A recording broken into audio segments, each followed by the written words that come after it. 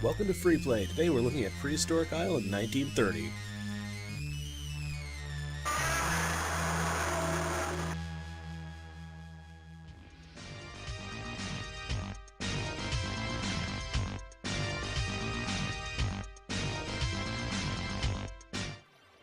Kids love dinosaurs, kids love video games, so a video game about dinosaurs is sure to bring them running.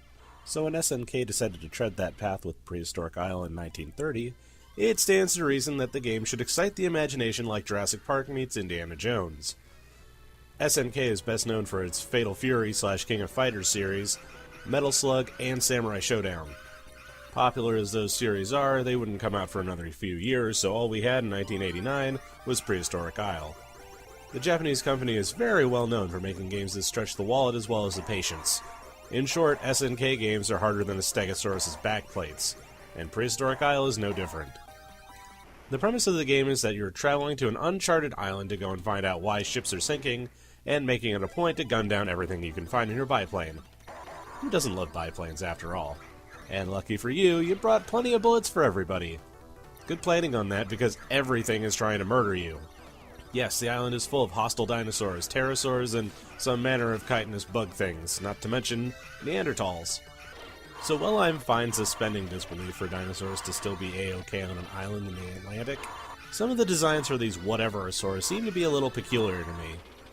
A big issue is that they use very notable dinosaur names, but the reason they're noteworthy is because of their very specific physicalities.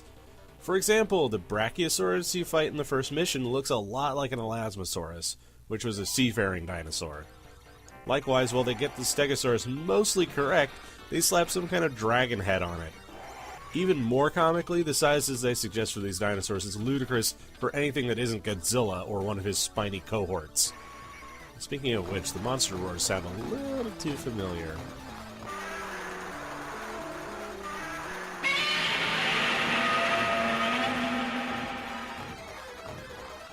Okay, fine, they're supposed to look menacing and be bigger than life. That's artistic license, and that's how it goes. But what really starts to irritate is the fact that everything slaps your biplane into ribbons with a glance. Yes, one shot kills, and there's enough on screen to make that one life vanish faster than a spooked Gallimimus. Well, no one ever said that SNK knew how to balance a game. The game does give you an extra power-up with this optional equipment that you can shift around you, but then you get shot down and lose it. Now, I've never said that I was any good at video games, but man, this is rough. And I am certain that someone has blasted through this game easily, but I am not that person. As far as bosses, we have a Brachiosaurus, an Allosaurus, a Rhamphorhynchus, some sort of bizarre brain critter, a Stegosaurus, and a T-Rex that would make Ray Harryhausen go, oh, what even? All of these can crush your poor little biplane like so much paper. They look at you wrong and you crash. There is no challenge here. It just depends on how many quarters you're willing to pump into it. So as you buzz around getting shot down by pterosaurs, bugs, and some kind of sauruses that somehow manage to learn how to breathe fire, you travel from green fields to the underground to underwater to the heart of a volcano. Also, a lot of these critters seem to detonate when killed, which puts the extinction of an entire genus in a very, very stark light.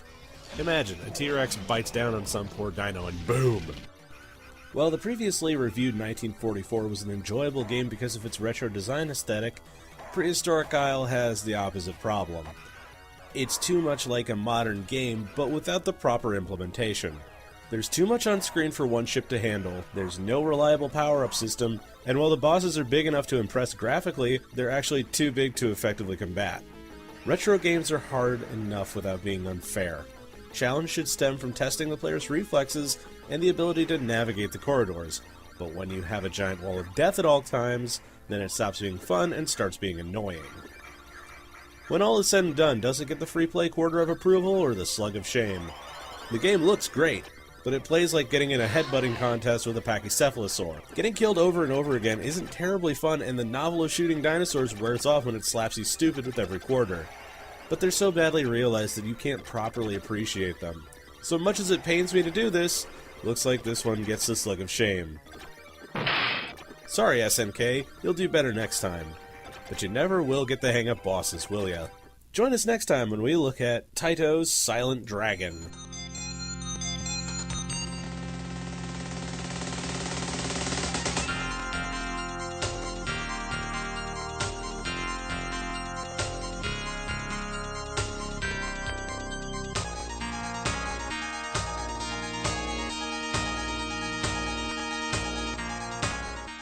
If you like what you saw, consider donating to my Patreon to get early access to all the new vids as they come out. And as always, thanks for watching.